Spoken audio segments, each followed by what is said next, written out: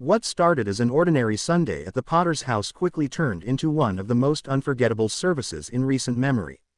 The congregation packed the megachurch, as they had done countless times before, but no one could have anticipated the explosive confession T.D. Jakes was about to make.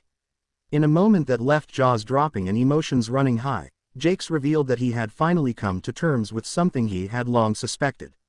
The atmosphere in the sanctuary shifted, and what followed was nothing short of extraordinary. But what exactly did T.D. Jakes accept? And how did this shocking moment ignite the entire Sunday service into an emotionally charged event that no one could have predicted?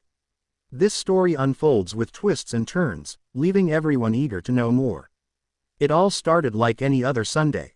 The praise and worship team led the congregation in song, and there was a sense of excitement in the air, as always. T.D. Jakes took the stage with his usual commanding presence, ready to deliver a message that would inspire and uplift the crowd. But as the sermon progressed, something felt different. There was a heaviness in his voice, a pause in his usual rhythm, as if he was grappling with something deep inside. As he stood before thousands of eager listeners, it became clear that Jakes wasn't just going through the motions. He was about to say something that had been weighing on him for a long time. You could almost feel the tension building, as if the entire room was holding its breath, waiting for him to reveal what was on his heart. And then, it happened. Jakes took a deep breath and began to speak words that would send shockwaves through the congregation. "I've suspected this for some time now," he said, his voice low but resolute. "And today, I can't ignore it any longer. I have to face the truth."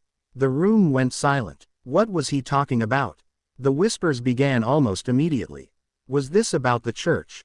Was it something personal? The ambiguity of his statement left everyone on edge, eagerly waiting for more. But Jakes wasn't about to reveal everything just yet. He paused, allowing the tension to rise even further. It was a moment of pure suspense, one that had every person in the room, and those watching online, glued to his every word. As the minutes ticked by, the energy in the room became electric. People leaned forward in their seats, anxious to know what T.D. Jakes had suspected for so long and why he was choosing now to confront it. Emotions began to swell as he shared more details, but he still kept much of the story shrouded in mystery, raising even more questions. The congregation was visibly moved. Some were in tears, others sat wide-eyed, and still others whispered to those next to them, trying to make sense of what was happening. But through it all, one thing was clear. Whatever Jakes was about to reveal, it was going to change things, potentially forever. After what felt like an eternity, T.D. Jakes finally opened up about the heart of his confession. "For years, I've sensed that something was off, something that I couldn't quite put my finger on," he began. "But now, I know. I've come to accept what I've suspected all along. There are forces at play, within and outside of this ministry, that have been working to undermine everything we've built." The room erupted. Gasps echoed through the sanctuary as the weight of Jakes' words sank in. This wasn't just about personal struggles or internal battles. This was a revelation that there were unseen forces, whether spiritual, political, or something else entirely, actively working against the church's mission. It was a revelation that struck at the very core of what the Potter's house stood for, and it left everyone in the room questioning what the future held. With this confession, Jakes had not only opened up about his own suspicions, but he had also challenged the congregation to face a new reality. The church that had always stood as a beacon of hope and strength now had to grapple with the fact that it was being targeted in ways they hadn't fully understood. But what would they do about it? This revelation left the congregation buzzing with questions. Who were these forces that Jakes referred to? Were they spiritual, or perhaps more tangible? Rival factions, political groups, or even individuals within the church itself? The lack of specific details only fueled the speculation, leaving everyone eager for answers. T.D. Jakes ended his message with a challenge. "We can't sit idly by and let this happen," he said, his voice booming with authority. "We have to stand strong, united, and face this head-on. We cannot allow fear or doubt to weaken our faith." The room erupted in applause and cheers, but beneath the surface, the tension remained.